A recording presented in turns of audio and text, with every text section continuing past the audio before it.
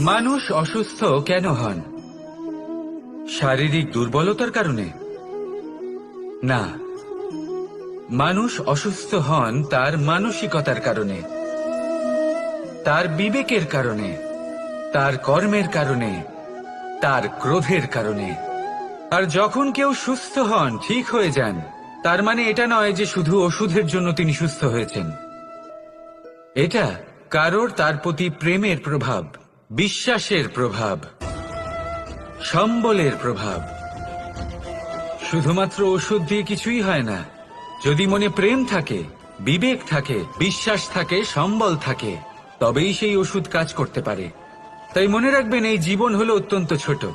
মনে প্রেম ভাব রাখুন, মিত্রতা করুন, শত্রুতা নয়। ভালোবাসুন, বিদ্বেষ নয়। আর এই ভালোবাসার সাথেই বলুন রাধা রাধা। মানুষ নিজের জীবনে ঈশ্বরকে খুব মান্য করে, ওনার জন্য কি না করে। ভিন্ন ভিন্ন নামে তাকে স্মরণ করে, তাকে পুজো করে, তার আরাধনা করে। সে জানে যে ঈশ্বর তাকে শক্তি অবশ্যই দেবেন, তাকে সাহায্য অবশ্যই করবেন। কিন্তু যখন প্রশ্ন আসে গুরু এবং ঈশ্বরের, তখন গুরুর মান কখনো কম হওয়া উচিত নয়। কারণ সত্যি বলতে কি, গুরুই হলেন সেই সিঁড়ি যা বেয়ে আপনি ঈশ্বরের কাছে পৌঁছনোর পথ খুঁজে পাবেন। সেই পথ আপনি গুরুর থেকেই পাবেন। গুরু না থাকলে আপনি কখনো ঈশ্বর লাভ করতেই পারবেন না। আর জীবনে অনেক সময় লক্ষ্যের থেকেও অনেক বেশি গুরুত্বপূর্ণ হলো পথ। তাই এই পথের সম্মান করতে শিখুন, অর্থাৎ গুরুকে সম্মান করতে শিখুন। কারণ গুরুই হলেন পরমেশ্বর। তাহলে আসুন আর আমার সাথে ভালোবেসে বলুন রাধা রাধা।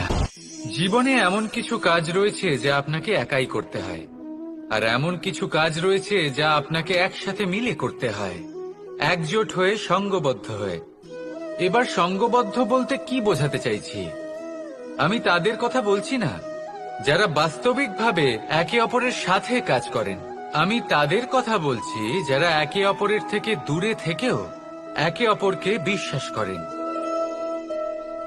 আমি আগেও বলেছিলাম, সমস্ত বিশ্বের আশা বিশ্বাসেই বসবাস করে, তাই না? তাই যেখানে সমস্ত বিশ্ব আছে, সমস্ত সংসার আছে, সেইখানেই বিশ্বাস রয়েছে। তাই আপনার আশেপাশে এমন দল সঙ্গবদ্ধ করুন যাদের আপনার উপর বিশ্বাস আছে আর যাদেরকে আপনি বিশ্বাস করতে পারেন। তাহলে আসুন আর আমার সাথে ভালোবেসে বলুন রাধা রাধা। মানুষ এক অত্যন্ত বিচিত্র প্রাণী। পরিকল্পনা করে, ষড়যন্ত্র করে, প্রচেষ্টা করে, কাউকে পরাজিত করার চেষ্টাও করে। সাপকে একটা দড়ি মনে করে হাতে চেপে ধরার চেষ্টা করে, কিন্তু একটা কথা বুঝতেই পারে না, সময়ের এই সাপ, এটা হাতে চেপে ধরাই যায় না। আর আপনি যা করবেন তা আবার ফিরে আসবে আপনারই সামনে। দেখুন, এতে কিছুই যায় আসে না যে আপনি কুম্ভকারের পুত্র নাকি কৃষ্ণের পুত্র। যদি আপনি অনুচিত কর্ম করেন তাহলে আপনার সাথেও অনুচিতই হবে। অশুভ কর্ম করলে আপনার সাথেও অশুভই হবে। কুরু বংশ অত্যন্ত মহান বংশ ছিল। এই কুরু বংশ কি হলো তার সাথে? একটা গোটা বংশ বয়ে গেল। কারণ ওনাদের উদ্দেশ্য অশুভ ছিল। অন্যদিকে 5 জন বনবাসী পাণ্ডব মহাভারত বিজয়ী হলেন, কারণ তাদের উদ্দেশ্য শুভ ছিল। তাই মনে রাখবেন, শুভ অগ্নি প্রজ্বলিত করবেন, শুভ তাপ সঞ্চার হবে। অশুভ অগ্নি প্রজ্বলিত করবেন, নরকেই জ্বলতে হবে। তাহলে আসুন আর আমার সাথে ভালোবেসে বলুন রাধা রাধা। আমরা যে মানুষকে চাই, যাকে আমরা ভালোবাসি, তাকে একটা উপহার অবশ্যই দিতে চাই। এমন এক উপহার যা ওনার ভালো লাগবে, যা শ্রেষ্ঠ হবে, অতি প্রিয় হবে, বহুমূল্য হবে, বা বলতে পারেন মূল্যবান হবে। তাই আমরা কি করি? আমরা বাজারে যাই, তার জন্য স্বর্ণ, আভূষণ, হিরে, মুক্তো এইসব নিয়ে আসি। কিন্তু এটাই কি সর্বশ্রেষ্ঠ উপহার? কখনোই নয়। সর্বশ্রেষ্ঠ উপহার হলো স্বাধীনতা, তাকে নিজের মনের মতো বাঁচার স্বাধীনতা।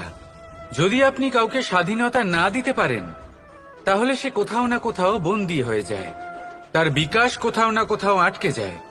কিন্তু যদি আপনি কাউকে স্বাধীনতা দিতে পারেন, তাহলে আপনি দেখবেন ও সমস্ত সংসারকে, এই জীবনকে নিজের দৃষ্টিভঙ্গি দিয়ে দেখবে, বুঝবে যে কোনটা হলো উচিত আর কোনটা হলো অনুচিত, আর এটাই হলো সর্বশ্রেষ্ঠ।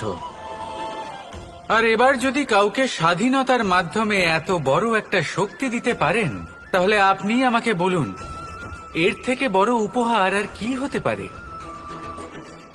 আসুন আর আমার সাথে ভালোবেসে বলুন, রাধা রাধা। আপনার জীবনে আপনার প্রকৃত বন্ধু আসলে কে? আপনার সব থেকে শ্রেষ্ঠ মিত্র আসলে কে? তিনি যিনি সময় এলে পরে আপনাকে সাহায্য করেন, নাকি তিনি যিনি সময় এলে পরে আপনাকে অর্থ দেন? দেখুন, আমরা হলাম মানুষ, আমাদের জীবনে লেনদেন চলতেই থাকে, এটা আমাদের জীবনের অভিন্ন অংশ। কিন্তু অনেক সময় এমন হয় যে আমরা তাকেই নিজের প্রকৃত বন্ধু বলে মনে করি, যিনি আমাদের একটা বহুমূল্য উপহার দেন, ঠিক কিনা? এবার আপনার জীবনে সেই বহুমূল্য উপহার কোনটা, ওই অমূল্য মিত্র আসলে কে, সেই সিদ্ধান্ত হলো আপনার। কিন্তু যদি আপনি আমাকে জিজ্ঞেস করেন, তাহলে আমার মতে স্বর্ণ, হিরে, মুক্ত, ধন এগুলো বহুমূল্য নয়। বহুমূল্য হলো সঙ্গ, যখন আপনি একা হয়ে যাবেন, সময়, যখন আপনার তাকে প্রয়োজন হবে, সমর্পণ, যখন আপনার বিশ্বাসের প্রয়োজন পড়বে। যে মানুষ আপনার প্রতি এই 3 গুণ প্রদর্শন করেন, যিনি আপনার কঠিন সময়ে আপনাকে অবশ্যই সঙ্গ দেবেন, যখন আপনার প্রয়োজন পড়বে আপনাকে অবশ্যই সময় দেবেন, আপনার প্রতি সম্পূর্ণ সমর্পিত থাকবেন, সেই হলো আপনার আসল মিত্র, সেই হলো আপনার প্রকৃত বন্ধু। কারণ সত্যি বললে, বন্ধুত্বের অর্থই হলো নিজেকে সম্পূর্ণরূপে কারোর কাছে সমর্পণ করে দেওয়া। তাই আপনার সেই বন্ধুর জন্য নিজের প্রাণ উজাড় করে দিন, আর ভালোবেসে বলুন, রাধা রাধা। পিতা আর পুত্রের সম্পর্ক অত্যন্ত মধুর হয়ে থাকে। পিতা স্বপ্ন দেখেন, তাকে পূর্ণ করার সকল সম্ভাব্য চেষ্টা করেন, কিন্তু তাও অনেক সময় ওনার স্বপ্ন অপূর্ণ থেকে যায়। তখন পিতা ভাবেন যে স্বপ্ন উনি পূর্ণ করতে পারেননি, ওনার সন্তান তা অবশ্যই পূরণ করবে। যে স্থানে উনি কখনো পৌঁছতে পারেননি, সেই স্থানে ওনার পুত্র অবশ্যই পৌঁছবে। পিতা নিজের সন্তানের ভবিষ্যৎ নিয়ে সেই স্বপ্ন দেখেন, আর যখন সেই সন্তান সামনে এগোতে থাকে, তখন তার দুঃখ হয় না, বরং গর্ব হয়। ওনার ভালো লাগে এটা দেখে যে ওনার সন্তান অনেক উন্নতি করছে। কিন্তু যখন সন্তান নিজের অভিভাবকের শক্তি দেখে, তার যশ দেখে হিংসা করতে থাকে, সমস্যা সেইখানেই শুরু হয়। সেই জন্য সকল সন্তানকে এটা মনে রাখতে হবে, দেখুন, পুত্র হবার সুবাদে, এক সন্তান হবার সুবাদে এটা হলো আপনার অধিকার যে আপনি আপনার পিতার থেকে বেশি উন্নতি করবেন। আপনার পিতাও এটাই চান, কিন্তু সুস্থভাবে এটা করুন। একটা রেখা টেনে নিন, যাতে আপনি তাতে এগোতে পারেন, আর আপনার পিতার তাতে গর্ববোধ হয়, আর সেই বিষয়ে দুঃখ না হয় যে আমার সন্তান আমাকেই ছোট করার চেষ্টা করছে। ইতিহাস সাক্ষী রয়েছে, যে মানুষ অন্য কাউকে ছোট করার চেষ্টা করেছেন, সেই মানুষই ছোট হয়ে গেছেন। আর আমার মনে হয় না আপনি এটা চান, কারণ কোনো একদিন আপনিও কারোর পিতা হবেন। আসুন আমার সাথে ভালোবেসে বলুন, রাধা রাধা। মানুষ তার জীবনে 2 ধরনের পরিস্থিতিকে খুব ভয় পায়। 1, কোনো কারণবশত কারোর সামনে নত হওয়া। 2, কোনো কারণে নিজের চরিত্র থেকে, নিজের মূল্যবোধ থেকে বিচ্যুত হওয়া। এবার কেন হয় এরকম যে কথায় কথায় কারোর সামনে নত হতে হয়? কেন বারংবার নিজের চরিত্র থেকে চ্যুত হতে হয়? এরকম কেন হয়? এটা তখনই হয় যখন আমাদের শিক্ষা এবং মূল্যবোধের অভাব থাকে। যদি মানুষের মধ্যে প্রকৃত শিক্ষা থাকে তাহলে এই সংসারে কোনো সময় এবং কারোর সামনেই নত হওয়ার কোনো প্রয়োজন নেই। যদি মানুষের মধ্যে মূল্যবোধ থাকে তাহলে তাকে নিজের মূল্যবোধ বা চরিত্র থেকে বিচ্যুত হতে হয় না, তা সে যাই হয়ে যাক না কেন। কোনো বালককে যদি জন্ম থেকেই সুশিক্ষার অধিকারী করা হয়, শিক্ষিত করা হয়, মূল্যবোধের অধিকারী করা হয়, তবে সে এই সংসারে এমন কর্ম করবে যাতে সে নিজেকে, নিজের পরিবারকে, সমগ্র সমাজকে গর্বিত করতে পারে। শিক্ষা লাভ করুন, মূল্যবোধ লাভ করুন এবং আমার সাথে ভালোবেসে বলুন, রাধা রাধা। এই সংসারে কোনো বস্তু হোক বা ব্যক্তি হোক, তার একার গুরুত্ব কিন্তু খুব বেশি নয়। একটা উদাহরণ হিসেবে বৃষ্টির ফোঁটাকে ভেবে দেখুন। যদি একটি বৃষ্টির ফোঁটা হয় তাহলে তার খুব বেশি গুরুত্ব থাকে না, কিন্তু যখন সহস্র বৃষ্টির ফোঁটা মেঘের মধ্যে দিয়ে ঝরে পড়ে তখন সেটা বর্ষার রূপ ধারণ করে।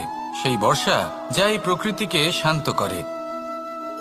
সেইভাবেই পাথরের ছোট টুকরো, তার খুব বেশি গুরুত্ব থাকে না, কিন্তু যখন অসংখ্য পাথরের টুকরো একত্রিত হয় তখন তা পর্বতের আকার ধারণ করে। সেইভাবেই কিছু মানুষ যখন একত্রিত হন তখন তৈরি হয় পরিবার, কিছু পরিবার যখন একত্রিত হয় তখন তৈরি হয় সমাজ, যখন অনেক সংখ্যক সমাজ একত্রিত হয় তখন তৈরি হয় রাজ্য। এবার এই রাজ্যের সব থেকে গুরুত্বপূর্ণ ব্যক্তি হতে পারেন রাজা, কিন্তু তাও সেই রাজা একা কিছু করতে পারেন না। যুদ্ধ লড়ার সময় তারও নিজের সৈন্যদলকে প্রয়োজন পড়ে। কিন্তু এই সংসারে এমন একজন ব্যক্তি আছেন যিনি একাই সব কাজ করতে থাকেন, এবং সেই ব্যক্তি হলেন মা। আমাদের জীবনে একজন পিতার ভূমিকা কিন্তু নিঃসন্দেহে অমূল্য, কিন্তু আমাদের সকলের জীবনে যে ভূমিকা একজন মায়ের তা অন্য কারোর থাকে না। একজন মা একাই সন্তানকে বড় করতে পারেন, সংস্কারী করে তুলতে পারেন, তার জন্য পরিশ্রম করেন। আর এত কিছু কাজ করার পরেও তার কাজের জন্য তিনি প্রশংসা অবশ্য পান না।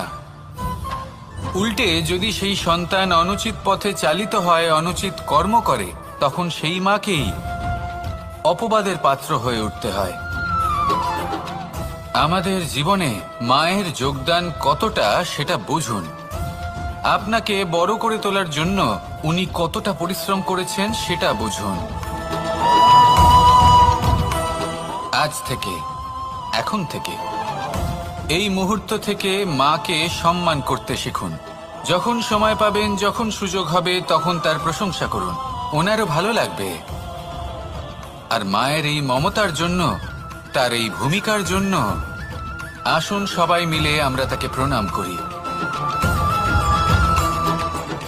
আর সকলে মিলে ভালোবেসে বলি, রাধা রাধা। মানুষের মানসিকতা এমন হয় যে সে যতটা করে আশা করে যে তার থেকে অনেক বেশি তার বদলে সে পাবে। দেখুন, সবকিছুই আপনার ভাবনা চিন্তার উপর নির্ভর করছে। আপনি যদি ফলের বিষয়ে ভেবে কর্ম করতে থাকেন তাহলে সেটা অনুচিত। জীবনের আসল আনন্দ হলো নিজের কর্ম করতে থাকা, ফলের চিন্তা করা উচিত নয়। যদি আপনি এরকম ভাবেন যে আমি এতটা করছি, আমার এতটা পাওয়া উচিত, সেই ভাবনা অনুচিত।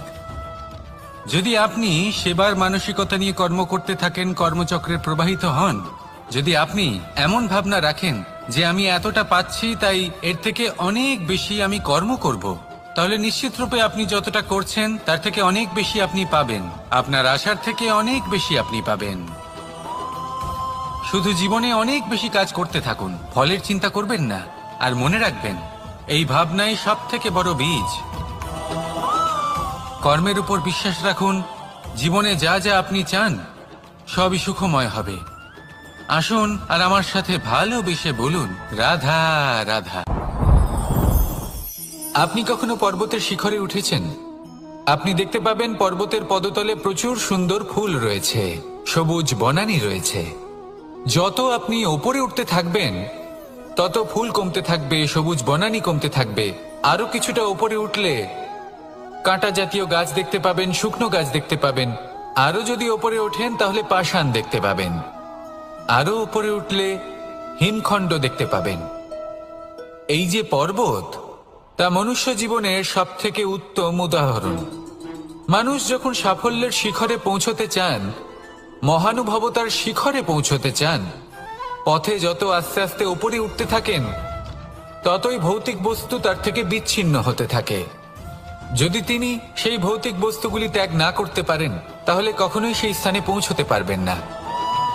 আর মানুষ যদি উচিত ত্যাগ করতে পারেন, পথে অগ্রসর হতে থাকেন, এগোতে থাকেন, তাহলে একদিন না একদিন তিনি মহানুভবতার, জ্ঞানের, সাফল্যের হিমের স্বাদ অবশ্যই লাভ করবেন। মনে রাখবেন, মানব জীবনের ত্যাগ হলো অত্যন্ত গুরুত্বপূর্ণ অংশ। আসুন আমার সাথে ভালোবেসে বলুন, রাধা রাধা। আপনি কখনো কোনো বাজকে নিজের বাসা বানাতে দেখেছেন? এই বাজ যখনই কোনো বাসা বানায়, তখন উঁচু গাছের ডালে বা কোনো পর্বতের শিখরে বাসা বানায়, অনেক উচ্চতায়। আর সেখানে তার সন্তানও জন্মগ্রহণ করে। যখন এই সন্তানেরা জন্মায়, তখন এই বাজ খুবই ভালোবেসে এবং খুব সাবধানে এদের পালন পোষণ করে। নিজের ঠোঁট দিয়ে তাদের ঠোঁটে খাবার পরিবেশন করে। কিন্তু যেই সেই সন্তানেরা হৃষ্টপুষ্ট হয়ে যায় এবং সেই কথা বাজ নিজে বুঝতে পেরে যায়, সেই বাজ নিজেই সেই বাসা ছিন্ন ভিন্ন করে দেয়। সেই সন্তান যাদের সবেমাত্র ডানা গজিয়েছে, কিভাবে উঠতে হয় তারা জানে না, সেই সন্তানগুলিকে উচ্চতা থেকে ঠেলে দেয়। সেই সন্তান প্রথমে ভয়ভীত হয়ে যায়। তারা সামনে মৃত্যুকে দেখতে পেয়ে ভয়ের কারণে তাদের ডানা ঝাপটাতে থাকে। আর সেই প্রক্রিয়াতেই সেই সন্তানগুলি উড়তে শুরু করে দেয়। এবার এই ঘটনায় আমরা কি শিক্ষা পেতে পারি? এটাই, যদি আপনি মাতা পিতা হন, তাহলে নিজের সন্তানকে অবশ্যই স্নেহ করুন, কিন্তু তাদেরকে নিজের আঁচলের তলায় বেঁধে রাখবেন না। যদি আপনি চান আপনার সন্তান জীবনে উন্নতি করুক, তাহলে নিজের মুঠো থেকে তাদের স্বতন্ত্র করে দিন। এই সংসারে সংঘর্ষ করতে দিন। সেই সন্তান নিজেই বুঝতে পারবে যে জন্মের সময় পাওয়া ডানা কি করে ব্যবহার করতে হয়। আর আপনার চোখের সামনে আপনার সন্তান এই আকাশে উড়তে থাকবে। তাহলে আসুন আমার সাথে ভালোবেসে বলুন, রাধা রাধা। এই সংসারে সব থেকে বড় ব্যক্তি কে? আপনি বলবেন, এই কেমন ধরনের প্রশ্ন? কিন্তু এটা হলো সব থেকে উচিত প্রশ্ন। কেউ এর উত্তর দেবে যে সেই মহাপ্রতাপী রাজা, তিনি হলেন সব থেকে বড় ব্যক্তি। সেই বড় রাজনীতিবিদ, তিনিই সব থেকে বড় ব্যক্তি। আমি আপনাকে জানাই যে সংসারের সব থেকে বড় ব্যক্তি হলেন তিনি, যার সাথে দেখা করলে আপনি নিজেকে ছোট মনে করবেন না। কোন ব্যক্তি যিনি সব থেকে বেশি শক্তিশালী, আপনি যদি তার সামনে যান, তাহলে উনি আপনার অন্তরের শক্তিকে বাইরে বের করে আনবে। আপনার অন্তরের লুকিয়ে থাকা শক্তিকে জাগ্রত করতে প্রেরণা প্রদান করবে। তিনি হলেন বড় ব্যক্তি, তিনি হলেন মহান ব্যক্তি। তিনি নন যিনি নিজের বল এবং ঐশ্বর্য দ্বারা আপনাকে তার সামনে ছোট প্রমাণ করবেন। এবং সেই জন্য মহাদেব আমার আরাধ্য হলেন আমার খুব প্রিয়। কারণ রাজা হোক বা ফকির, কেউ যদি ওনার সামনে যান, তাহলে সে নিজেকে ছোট মনে করেন না। আপনিও যদি জীবনে অনেক বড় হতে চান, তাহলে কাউকে কখনো নিজেকে ছোট মনে করতে দেবেন না। তার অন্তরে বড় হয়ে ওঠার প্রেরণা প্রদান করুন। আসুন আমার সাথে ভালোবেসে বলুন, রাধা রাধা। সূচের শেষে একটি ছিদ্র থাকে, যার দ্বারা আমরা এই সুতো পরাতে পারি। আর তারপর সূচের সাহায্যে এই সুতো দিয়ে বস্ত্র সেলাই করা যায়। কিন্তু যদি সুতোটা সোজা করে ধরা না হয়, তাহলে সূচে কখনো এই সুতো পরানোই সম্ভব নয়। যদি এতে কোনো গিঁট পড়ে, তখন তা কখনোই এই ছিদ্র দ্বারা প্রবেশ করা সম্ভব নয়। ঠিক এইভাবেই যদি আপনি কারোর জীবনে প্রবেশ করতে চান, কারোর অন্তরে প্রবেশ করতে চান, তাহলে আপনাকেও সহজ থাকতে হবে। এতে কোনো গিট থাকলে চলবে না, অর্থাৎ মনে যাতে কোনো মালিন্য না থাকে, যেন কোনো কুচিন্তা না থাকে। যদি এসব থাকে তাহলে আপনি কখনো কারোর জীবনে প্রবেশ করতে পারবেন না। আর যদি কোনোভাবে আপনি প্রবেশ করেও যান তাহলে তার মনে ঘর করতে পারবেন না। নিজেকে এই সুতোর মতন করে তুলুন, সহজ। মনে যেন কোনো কুচিন্তা না থাকে, সবার প্রতি যেন সদ্ভাবনা থাকে, শুভ চিন্তা থাকে। এমনটা করতে থাকুন। এমন একটা দিন আসবে যেদিন এই সমস্ত সংসারের ব্যক্তির মনে আপনি বাস করবেন, আর তখন এই মন প্রসন্ন হয়ে বলবে, রাধা রাধা। কথায় আছে যে এমন কোনো অক্ষর নেই যার দ্বারা কোনো মন্ত্র হয় না, এমন কোনো বনস্পতি নেই যা নিজেই একটা ঔষধি নয়, পৃথিবীর এমন কোনো ব্যক্তি নেই যার মধ্যে কোনো যোগ্যতা থাকে না। শুধু প্রয়োজন হলো যে ব্যক্তিকে আমরা খুঁজে চলেছি তাকে সঠিকভাবে চিনে নেওয়া। যদি তার যোগ্যতা, তার বিশেষত্ব আমরা বুঝতেই না পারি, তাহলে আর লাভ কি রইল? এই সংসারে এমন অনেক ব্যক্তি রয়েছেন যারা ছোট ছোট অসফলতার কারণে আপনাকে এটা বলে দেবে যে আপনি কোনো কাজের নন, আপনি হলেন মূর্খ, আপনি কিছুই করতে পারবেন না। এইসব কথায় কখনোই বিশ্বাস করবেন না, কারণ আপনি এবং প্রত্যেকটি জীব এই পরমাত্মা এবং এই প্রকৃতির সৃষ্টি, যা অত্যন্ত বিশেষ। যদি আপনাকে উদাহরণ দিই তাহলে একদিকে আছে তরোয়াল, একটা বড় লম্বা তরোয়াল যার দ্বারা যুদ্ধ করা যায়, জয়লাভ করা যায়। আর অন্যদিকে রয়েছে একটা ছোট্ট সূচ, কিন্তু যে কাজ একটা ছোট্ট সূচ করতে পারে তা একটা তরোয়াল দ্বারা সম্ভব নয়। এর অর্থ হলো এটাই যে প্রত্যেকটা রচনা অত্যন্ত অমূল্য এবং অত্যন্ত বিশেষ হয়। তাহলে বিশ্বাস রাখুন যে আপনি অত্যন্ত বিশেষ একজন, আর প্রেমের সাথে বলুন, রাধা রাধা। এটা হলো ধান গাছ। এর থেকে যে চাল উৎপন্ন হয় তা মানুষ গ্রহণ করেন। আর এটা কি? এ হলো জংলি ঘাস। একবার ভেবে দেখুন, যদি এই জংলি ঘাস ধান গাছের আশেপাশে থাকে তাহলে কি হবে? ধান উৎপন্ন হতে পারবে? তা উৎকৃষ্ট হতে পারবে? আমরা কি তা গ্রহণ করতে পারবো? কখনোই নয়। এই জংলি ঘাস ধানকে নষ্ট করে দেবে, কিন্তু নিজে জীবিত থাকবে। এটাই হলো আজকের শিক্ষা। এই সংসারে যদি আপনি নীতির পথে চলতে চান, উচিত কর্ম করতে চান, সংসারকে সেবা করতে চান, তাহলে জংলি ঘাসের মতো ব্যক্তিদের থেকে সবসময় দূরে থাকতে হবে। সেই ব্যক্তি যারা দুর্নীতি এবং মিথ্যা দ্বারা পরিপূর্ণ, যাদের ব্যবহার অশুভ, যাদের অনেক অশুভ গুণ রয়েছে, তারা সঠিক নয়। সেই সকল ব্যক্তি যাদের চরিত্র অত্যন্ত দুষ্ট হয়, তারা হয় শুভ চরিত্রের ব্যক্তিকে একদম নষ্ট করে দেয়, নয় নিজের মতো বানিয়ে তোলে। তাই যদি আপনি নীতির পথে চলতে চান, এই সংসারের জন্য শুভ কর্ম করতে চান, তাহলে সেই সঙ্গ লাভ করুন যে সঙ্গ জ্ঞানে পরিপূর্ণ, যাদের মধ্যে অনেক গুণ আছে, যাদের থেকে প্রতিদিন কিছু শিখতে পারবেন। এমন ব্যক্তির সাথে জীবন অতিবাহিত করুন, দুরাচারীদের থেকে দূরে থাকুন।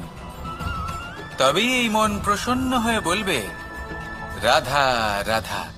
পঞ্চতত্ত্বের মধ্যে দ্বিতীয় তত্ত্ব হল ধরণী, ভূমি, যাকে আমরা ধরণী মাতা বলি। এই ধরণী ধৈর্য ধারণ করে, আর এর ওপরেই আমাদের সমগ্র সংসার নির্ভরশীল। কারণ এই ভূমি সহ্য ক্ষমতা রাখে, এর সহ্য ক্ষমতা হল অপরিসীম। সন্তান যতই আঘাত প্রদান করুক না কেন, প্রেম পূর্বক সহ্য করে, আর তার বদলে অমূল্য রত্ন প্রদান করে। সন্তান যদি হাল চালায়, তাহলে তার বদলে তাকে অন্ন প্রদান করে। এটাই হলো ধরণী। এবার এর থেকে আমরা কি শিক্ষা পেতে পারি? এটাই যে কারোর জন্য কিছু করা বা কাউকে কিছু দেওয়া মনে কোনো কামনা ছাড়াই। আর এই কথাটা বুঝে যান, যদি কারোর জন্য কামনা না রেখে বা কোনো পাওয়ার আশা না রেখে কারোর জন্য কিছু করেন বা কারোকে কিছু দেন, যদি এটা আপনি শিখতে পারেন, তবে আপনি ভালোবাসতে শিখে গেছেন। আর সেই জন্যই এই ধরিত্রীকে মাতা বলা হয়। কারণ মাতা শুধু উনি নন যিনি গর্ভে সন্তানকে ধারণ করেন, মাতা তো উনিও যিনি জীবন বাঁচতে শেখান, যিনি জীবন বাঁচার উদাহরণ প্রদান করেন। তাহলে ধরনীর থেকে এই নিঃস্বার্থ ভাব শিখুন, নিঃস্বার্থ ভালোবাসা শিখুন, আর এই ভালোবাসার সাথেই বলুন রাধা রাধা। এই সংসারে আমরা প্রকাশ কোথা থেকে পাই? এর উত্তর বড়ই সরল। ভোরে যখন সূর্যোদয় হয় তখন প্রকাশের কিরণ আমাদের ঘরে এসে পৌঁছয়। এইভাবেই আমরা প্রকাশ লাভ করি। এবার এই প্রকাশের আলোতেই আমরা সারাদিনের কাজ সম্পন্ন করি। সন্ধে হয়ে যায়, সূর্যাস্তও হয়ে যায়। আর আমাদের ঘর যাতে অন্ধকার না হয় তার জন্য আমরা একটা প্রদীপ প্রজ্বলিত করি। এটাই ঘটে আমাদের জীবনেও। এবার প্রবাহমান আয়ুর সাথে আমরা আমাদের অন্তরে যদি একটা প্রদীপ প্রজ্বলিত করে নিই তাহলে বিষয়টাই অন্যরকম হবে। এবার আপনি বলবেন কোন প্রকাশের কথা বলছি যা আমাদের অন্তরে জাগ্রত করা সম্ভব? আমাদের আত্মার মাঝে প্রেমের প্রকাশ জাগ্রত করার কথা বলছি। কারণ আমাদের এই জীবন এও হলো দিনের আলোর মতো। আজ প্রকাশ আছে কিন্তু কোনোদিন অবশ্যই অস্ত হবে। কিন্তু অস্ত হবার আগে যদি আমরা আমাদের আত্মার মাঝে প্রেমের এই প্রকাশ উজ্জ্বলিত করে নিই তাহলে আমাদের সন্ধ্যাকালও আমরা আনন্দে এবং প্রেমে যাপন করব। তাহলে আসুন আর আমার সাথে ভালোবেসে বলুন রাধা রাধা। প্রশান্তি জড়িত নিদ্রা মানুষের জীবনের একটা অত্যন্ত গুরুত্বপূর্ণ সুখ এবং প্রয়োজনীয়তাও। দেখতে গেলে এই সংসারের প্রত্যেক পশু পাখি, প্রত্যেক জীব অবশ্যই নিদ্রা প্রাপ্ত করেন। কিন্তু মানুষ, যার মধ্যে বিচার বিবেচনা করার শক্তি অন্যদের থেকে অনেক বেশি, তার কিন্তু ঘুমের কিছু সমস্যা অবশ্যই হয়। কি বলেন? তাই তো? এবার এর কারণ কি? চিন্তা। এবার চিন্তা আমাদের সবার জীবনে আছে। আমরা সকলে জানি যে চিন্তা কখনো আমাদের সাহায্য করে না, তাও আমাদের জীবনে আছে। কেন? চিন্তার মাধ্যমে কি কখনো কোনো সমস্যার সমাধান হয়েছে? অর্থের চিন্তা করলে কি অর্থ লাভ হয়? ভবিষ্যতের চিন্তা করলে কি ভবিষ্যৎ ঠিক হয়ে যায়? স্বাস্থ্যের চিন্তা করলে কি স্বাস্থ্য নিজে থেকেই ঠিক হয়? হয় না। তাহলে এই সব কিছু থেকে আমাদের একটা ছোট্ট শিক্ষা অবশ্যই লাভ করা উচিত। আপনিও আপনার কাঁধ থেকে চিন্তার এই বোঝা নামিয়ে ফেলুন। আর এই সব ইচ্ছে একত্রিত হয়ে আমাদের মনে চিন্তা উৎপন্ন করে। তাই এই চিন্তাগুলিকে ত্যাগ করুন। প্রকৃতির প্রেমের ওপর বিশ্বাস রাখুন। মনে রাখবেন, যিনি চিন্তা মুক্ত হবেন তিনি চিতা মুক্ত হবেন। সুখের নিদ্রা প্রাপ্ত করুন, আর নিদ্রায় যাবার আগে আমার সাথে ভালোবেসে বলুন রাধা রাধা। মহাদেব সেই দেবতা যিনি মহান, যাকে দেবতাদের দেবতা বলা হয়, যিনি হলেন আমার আরাধ্য। কখনো আপনার মনে এই প্রশ্ন এসেছে যে শিবকেই কেন মহাদেব বলা হয়, অন্য কোনো দেবতাকে কেন বলা হয় না? সেই কারণ মহাদেবের মধ্যে, ওনার মধ্যে এমন এক বিশেষ গুণ রয়েছে যা অন্য কারণ নেই। তা হলো নিঃস্বার্থ হয়ে মানুষের সেবা করা। যদি প্রয়োজন পড়ে, যদি সৃষ্টির পথে বিনাশের কালো মেঘ ছেয়ে থাকে, তখন নিজের প্রাণের চিন্তা না করে হলাহল পান করার জন্য প্রস্তুত থাকেন মহাদেব। আর এই অদ্বিতীয় ত্যাগের জন্যই শিবকে মহাদেব বলে ডাকা হয়। এবার যদি কোনো মানুষও নিঃস্বার্থ ভাবনার দ্বারা নিজেকে অর্পণ করে দেয় এই জগতের কল্যাণের জন্য, মানুষের সেবার জন্য, তাহলে তিনিও মহাপুরুষ, মহামানব হতে পারেন। যদি কেউ অভুক্ত থাকেন তাহলে নিজের থালা থেকে অর্ধেক খাবার তাকে দিয়ে দিন। যদি কেউ অসুস্থ হন তাহলে তাকে সেবা করার, চিকিৎসা করার চেষ্টা করুন। এই জীবন শুধু নিজের জন্য নয়, অন্যদের প্রতি, সমস্ত সংসারের প্রতি উৎসর্গ করুন। যদি এইসব মানুষ শিখে যান তাহলে তিনি মহাদেবের পথে অগ্রসর হতে পারেন। যদি মানুষ নিঃস্বার্থ ভাবনার দ্বারা এই সংসারের সেবা করতে শিখে যান, তাহলে তিনি নিশ্চিত রূপে মহামানব অবশ্যই হতে পারবেন। আসুন আমার সাথে ভালোবেসে বলুন, রাধা রাধা। স্বর্ণ, হিরে, মুক্ত, মানিক, এই সব কিছুকে আগে পাথর বলা হতো। তাহলে এমন কি হলো যে এদের রত্ন বলা হয়? আর রত্ন তা বাস্তবে আসলে কি? এটা হলো সেই পাথর যাকে আগে আগুনের তাপ সহ্য করতে হয়েছে, পরখ করা হয়েছে, যাচাই করা হয়েছে, এদের কাটার চেষ্টা করা হয়েছে, কিন্তু তারা কখনোই নষ্ট হয়নি, বরং তারা আরো উদ্ভাসিত হয়েছে, আরো উজ্জ্বল হয়েছে, এই সংসারে আরো প্রকাশ ছড়িয়ে দিয়েছে। সেই জন্য এরা হলো এত অমূল্য, সেই জন্য এরা হলো বহুমূল্য, সেই জন্য এদের রত্ন বলা হয়। এবার মানুষের কাছেও এই নির্বাচনের অধিকার রয়েছে যে আমরা শুধু পাথর হয়ে থাকব নাকি রত্ন হয়ে থাকব। কিভাবে? আমাদের জীবনেও অনেক সমস্যা রয়েছে, বাধা আছে, বিপত্তি আছে। আমরা সেই বাধার তাপে উত্তপ্ত হই, এই সমস্যা আমাদের কাটার চেষ্টা করে। অনেক মানুষ বিভিন্ন পরিস্থিতি আমাদের ভাঙার চেষ্টা করে, কিন্তু আমাদের নষ্ট হলে চলবে না। যেভাবে এই রত্ন সমস্যার সম্মুখীন হয়ে পাথর থেকে রত্ন হয়েছে, সেইভাবেই আমাদেরও আমাদের সমস্যার সম্মুখীন হয়ে রত্ন হয়ে উঠতে হবে, এই সংসারে প্রকাশের স্রোত হয়ে উঠতে হবে। তাহলে এটাই করুন আর আমার সাথে ভালোবেসে বলুন, রাধা রাধা। সংসারে সব থেকে বড় শক্তি আসলে কি? কেউ বলবেন শারীরিক শক্তি, কেউ বলবেন অস্ত্রের শক্তি, কেউ বলবেন জ্ঞানের শক্তি। ঠিক আছে, কিন্তু যদি আমি বলি সংসারের সব থেকে বড় শক্তি হলো শক্তি কোনো এক তথ্যের, আগে হ্যাঁ, তথ্য। এই তথ্য নিজেই কিন্তু খুব শক্তিশালী, অত্যন্ত শক্তিশালী অস্ত্র হলো এই তথ্য। আর সত্যি বলতে অনুচিত তথ্যের থেকে অনেক বেশি ঘাতক হলো অসম্পূর্ণ তথ্য। যেরকম আজ শাম্ব রুক্মির সাথে করেছে, ওকে অসম্পূর্ণ তথ্য দিয়েছে, তার ফলে বিনাশ হলো। যদি এইভাবেই আপনার কাছেও কোনো অসম্পূর্ণ তথ্য আসে, আর যদি আপনি তা পরখ না করে দেখেন, যাচাই না করে দেখেন, আর নিজের কর্ম করেন, তাহলে উত্থানের বদলে আপনি পতনের সম্মুখীন হবেন, বিকাশের বদলে আপনার বিনাশ হয়ে যাবে। মনে রাখবেন একটা অত্যন্ত গুরুত্বপূর্ণ কথা, সঠিক তথ্য পাওয়া সঠিক তথ্য দেওয়ার থেকে অনেক বেশি গুরুত্বপূর্ণ। আশা করি এই কথা আপনি বুঝেছেন। জীবনে যখনই কোনো তথ্য আপনি পাবেন, সেই বিষয়ে ভেবে দেখুন, পরখ করে দেখুন, যাচাই করুন, তারপর নিজের কর্ম করুন।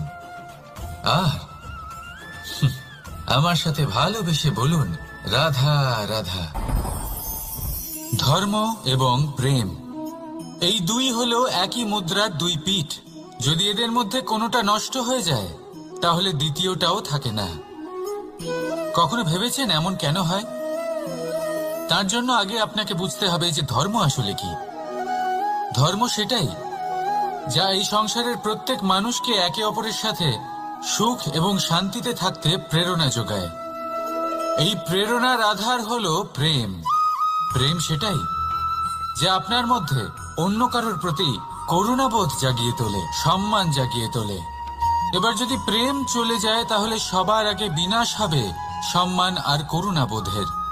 এবার যেখানে না প্রেম রয়েছে, না সম্মান রয়েছে, না করুণা রয়েছে, সেখানে ধর্ম কিভাবে বাস করবে? অশুভ ইচ্ছে জাগ্রত হয়ে ওঠে, ক্রোধ জাগ্রত হয়ে ওঠে, অহংকার জাগ্রত হয়ে ওঠে, আর তারপর আরম্ভ হয় অধর্মের। তাই যা যা ভাবনা আপনার অন্তরে প্রবেশ করছে, করতে দিন, কিন্তু যাই হোক না কেন, এই প্রেমকে নিজের থেকে দূরে যেতে দেবেন না। এই প্রেমকে চিরকাল নিজের কাছে রাখুন, নিজের হৃদয়। আর এই প্রেম ভাব নিয়ে বলুন, রাধা রাধা। মানুষের জীবনে উন্নতি লাভ করার জন্য তিনটি স্তম্ভের প্রয়োজন হয়। প্রথম স্তম্ভ শিক্ষা। এই শিক্ষা আমাদের জ্ঞান প্রদান করে। দ্বিতীয় স্তম্ভ ব্যবসা, যার দ্বারা আমরা ধন উপার্জন করি। তৃতীয় স্তম্ভ হলো আমাদের ঈশ্বর, আমাদের ইষ্ট। এনার সাথে যদি আমরা জুড়ে থাকতে পারি, তাহলে এমন একটা মানসিক বল আপনি লাভ করবেন যেটা এই সংসারে আর কোথাও পাওয়া সম্ভব নয়। কিন্তু মানুষ অনেক সময় জীবনে এই তিনটি স্তম্ভ লাভ করা সত্ত্বেও সামনে অগ্রসর হতে পারেন না। তখনও জীবনে কঠিন পরিস্থিতি আসতেই থাকে। এমনটা ঠিক কেন হয়? কারণ সে জীবনে এই তিনটি স্তম্ভ লাভ করে নেয়, জীবনে প্রয়োগও করে, কিন্তু তার ভিতের কথা সে ভুলেই যায়। যেমন প্রথম স্তম্ভ অর্থাৎ শিক্ষা। এই শিক্ষার আধার হলো শুভ চেতনা। যদি অন্তরে শুভ চেতনা না থাকে, তাহলে এই শিক্ষার কোনো গুরুত্ব থাকে না। দ্বিতীয় স্তম্ভ ব্যবসা। পরিশ্রম করে উপার্জন করতে হবে, এই কথাটা আমরা সবাই জানি এবং সবাই চেষ্টাও করি। কিন্তু ব্যবসা করতে করতে আমরা এটা ভুলে যাই আমাদের ব্যবহার কেমন হয়ে পড়েছে। এই ব্যবহার যদি শুভ হয়, তাহলে আমাদের উপার্জন আস্তে আস্তে একটা স্থির জায়গায় এসে পৌঁছবে। এবং তৃতীয় স্তম্ভ আমাদের ভগবান। যদি ওনার স্মরণে আপনি যেতে চান, তাহলে তার পূর্বে নিজের মা বাবাকে সেবা করুন, তাদের যত্ন করুন, তাদেরকে ভালোবাসুন, কারণ ওনারাই হলেন এই সংসারে আপনার সবথেকে বড় ইষ্ট। তাহলে তিন স্তম্ভের সাথে সাথে তাদের আধারকেও নিজের জীবনে প্রাধান্য দিন। কোনো সমস্যা আসবে না, জীবনে একের পর এক উন্নতি করবেন এবং এই মন প্রসন্ন হয়ে বলবে রাধা রাধা। সুখ, দুঃখ এবং শক্তি, এই তিন হলো এই সংসারের ত্রিদেবের মতো। আমাদের জীবনে যা কিছু ঘটছে এই তিনটির ভিত্তির উপরেই হচ্ছে। আসলে এই সংসারের একটা নিয়ম আছে, যখনই আপনি কিছু লাভ করেন, এই সংসার আপনার পরীক্ষা নেয়। এটা জানার জন্য আপনার পরীক্ষা নেয় যে আপনি যা কিছুই লাভ করেছেন, আপনি কি আদৌ সেটার যোগ্য কিনা। ঠিক সেইভাবেই এই সুখ, দুঃখ এবং শক্তি আপনার পরীক্ষা নিয়ে থাকে। যখন সুখ আসে, তখন সে আপনার পরীক্ষা নেয় যে আপনার মধ্যে অহংবোধ জাগ্রত হয়নি তো। যদি অহংবোধ চলে আসে, তাহলে সুখ সেখানেই সঙ্গ ত্যাগ করে। দুঃখ আপনার ধৈর্যের পরীক্ষা নিতে থাকে, আর যদি আপনার মধ্যে ধৈর্য না থাকে, তাহলে এটা আপনাকে আরো বেশি দুঃখের গভীর অন্ধকারে ঠেলে দেবে। সেখানে শক্তি পরীক্ষা নেয় আপনার বিনম্রতার। যদি আপনি বিনম্র না হন, তাহলে হয় এই শক্তি আপনার সঙ্গ ত্যাগ করবে, নয় এই শক্তি বিনম্রতার অভাবে আপনার পতনের কারণ হতে পারে। এই সংসারে যে কোনো ব্যক্তি যিনি এই পরীক্ষায় উত্তীর্ণ হয়ে থাকেন, এই জীবনে তিনি সাফল্য লাভ করেন। আসুন আমার সাথে ভালোবেসে বলুন রাধা রাধা। ভয়ের সাথে আমরা সবাই পরিচিত, কষ্ট আমরা সবাই পেয়েছি। কখনো কখনো আমরা অসুস্থ হয়ে পড়ি, আর এমন সময় হলে মাতার মমতা, কখনো বাবার স্নেহ, কখনো বন্ধুদের পাশে থাকার অনুভূতি আমাদের রোগ নিরাময়ে সাহায্য করে। কখনো যদি আমরা নিরাশ হয়ে পড়ি, তখন যদি আমাদের কোনো আপনজন আমাদের দুটো ভালো কথা বলে, তখন আমাদের মনোবল বেড়ে যায়। ঠিক তেমন সংসারের এই রঙ্গমঞ্চে যদি আপনি পীড়িত অনুভব করেন,